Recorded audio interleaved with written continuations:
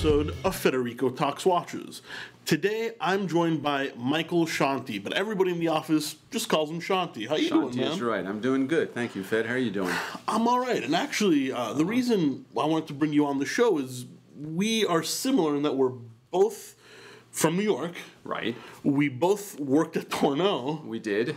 And it just seems like our paths have crossed quite a few times in the industry, even though we haven't met until Watch You On. Absolutely right. I agree. So I figured, you're a watch buyer. How long have you been with the company? I'm about 5 years now. 5 years. Yeah, first I want to say thank you for allowing me to do part of this show. I really appreciate it. A lot of good things about you. A lot of customers that I speak to, they love what you and what Tim does. So props to the both of you. But again, I appreciate it. And it's true. We haven't really crossed paths, which is pretty wild. It's considering same city, same company.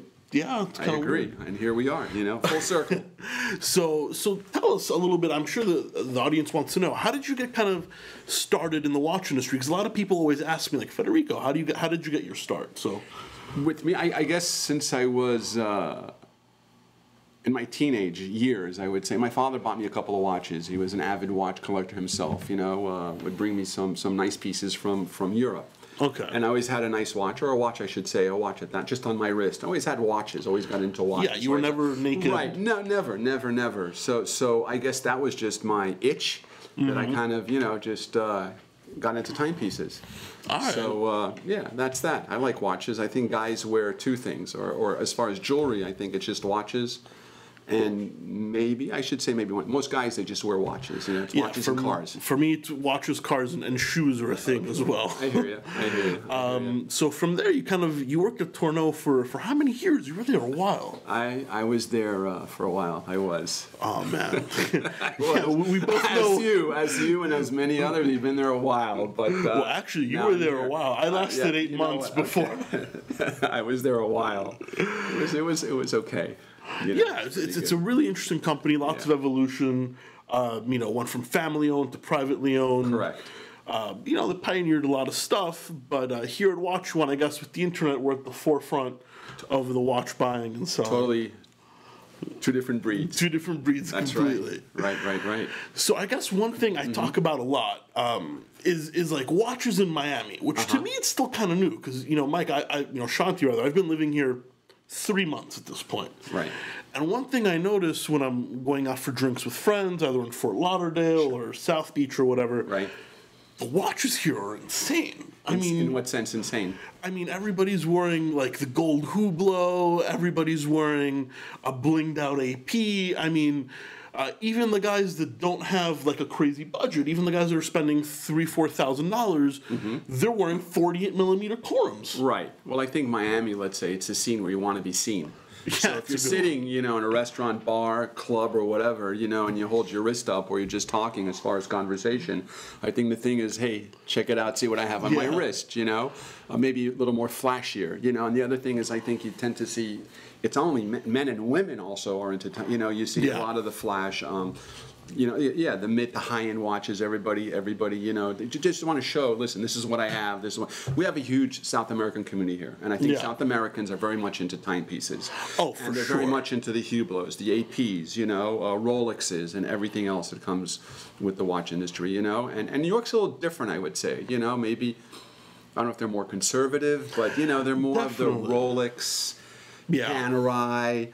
And Panerai is already a little garish for New York, a little bit, right? But Patek, right? But you have the guys in the financial world, and I think they're looking for the Pateks. They're looking for the Elongates. They're looking maybe just different, And whereas here it's an old man watch almost, or at least too conservative. If you're going to spend 30, right? Different crowd. And I tell you what, I even think when New Yorkers come down here, they put on their stuff. Do you know the funny thing is, maybe over there it's different than it is over here, but the crazy thing is, I have a great client. I won't, Andy M. If you're watching, you know who you are. He's a client from my retail days. Crazy watch collection. I mean, FP Jordan that beat second Tourbillon, right? Girard, lots of more classy, Patek annual calendar. Right. Nothing crazy, but he vacations in Fort Lauderdale. Okay. And when he comes down here, he brings an all-gold bracelet Ulysse Nardin. Something where he's like, I wouldn't be caught dead wearing this, in Connecticut, in Greenwich, but down here, Right. Yeah, I mean, look, again, it's just crazy. Florida, Miami, Fort Lauderdale, South Florida, it's different. It's different. The people are different. I like it, though. It's fun. It is fun, absolutely. And also here you can, I also think it's just, maybe it's the climate. You can wear those fun, flashy watches. You're not wearing long sleeves all day. Mm-hmm. It's mostly rolled up shirts. It's casual. No suits. Right, casual in this. Even the guys that you go, the attorneys, the bankers that you go meet, they'll have their sleeves up. They all have, interesting timepieces. And again, it gets back to, this is South Florida. This is South Florida. Right? And New York, I think New York is it black and white? Is it gray? I mean, it's a whole different beast, I mean, over there, it's different, whether you're in the city or out in the island, upstate, it doesn't matter, Hey, man, I went from wearing a suit and tie every day of my life to a Brooks Brothers polo is the most formal it gets for me down here. Yeah. And, so let me ask you this, because you sell a ton of watches. Yes, you're a watch buyer, but you sell a ton of watches. Right. And to your local clients, all right, to your South Florida guys, Rolex is always the most popular. Always. But barring Rolex, what would you say is the most popular brand that you sell, or one of them at least? I mean, I think it gets back to it's Panerai. I think guys down here, it's just a guy's watch in a sense. It's Panerai, IWCs, Jaeger LeCoultre. Another, if they're really interested in the brand and they really like Jaeger LeCoultre, they'll go after Jaeger LeCoultre. I'm pretty sure our good friend Tim Masso,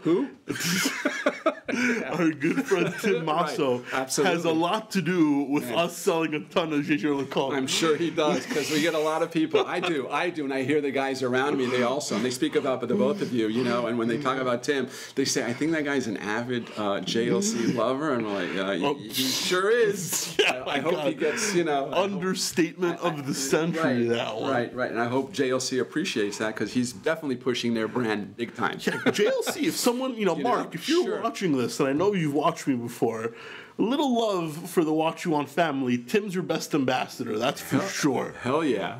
I second that. I mean, definitely. He's got, and I mean, this is the conversation we're talking about Tim, but you've seen his collection. Oh, no, let's not spoil it, though, because it's a whole video that I'm dying to get on camera. True. So going back to, so the guys down here, or I deal with everybody, but down here, it's the Panerais, Hublots, APs are pretty strong, it's kind of hit them. Super strong. Yeah, APs. So I think that's and the other thing is, you deal here with the guy, they have their male friends. Yeah. And I think they like to see, listen, this is what he has on his wrist, this is what I want to get. That happens so a lot of it is like, oh, my buddy has the AP, they're going to look offshore, let me, I want to get one. It's just, let me see what the other person has, and I want on my wrist. That may turn somebody in to a watch collector. Right. I mean, they don't really know in the beginning. They just know their buddy has a really cool watch, and it's peacocking a little bit. Absolutely. Then they get it, and they fall in love, and next thing you know, you're selling them 2 or 3 watches a year. Absolutely. So again, and I'm not going to say that, in the Northeast, are they more into different timepieces? I want to go, or they're only into certain time. We're here. I just think, again, we have this is a different melting pot than New York. Yeah. Literally here, South Florida, you have every country from, whether it's European, Central, South American, they're all here. Mm-hmm. And again, I say, and I love the fact that the South Americans, they're really into timepieces. Even your Brazilians, Argentinians. It could be tags. It could be anything. They're really into that collection. It doesn't matter. Well, yeah. They and of course we understand they can't wear it maybe in their country, so here they can get away with it. I don't know. Actually, that's a big thing, because I have a lot of family. I'm Italian, but I have a lot of family living in Venezuela. Oh, parli italiano. Abbastanza bene, sì. And my family, a few family members in Venezuela, they've got some nice watches, but unfortunately, just due to the climate, not the weather climate, but it's a little dangerous down there. Sure, of course. So not to get political, but they wear them up here, and they don't really get to enjoy them all that much down there. Exactly, and definitely, the trend was the 45, 47, and I think now I see a little coming back down. But again, I would say in today's world, I think whatever watch you have in your collection, if you like it, you're going to slap it on your wrist. It's no longer that I'm going to wear my 36 millimeter. I'm going to wear my 40, my 45. It's. I wake up in the morning. What watch do I have in my in my watch? Yeah, exactly. That's what I'm wearing today. I'm putting on my wrist, and I'm out. Well, Chanti, I'm sure the viewers are dying to know before we finish up here. What is like your dream watch? Like if you like. Within, not within reason. Budget's not an issue. What would you wear every day? Can I be honest with you? And a lot of people are going to hate me.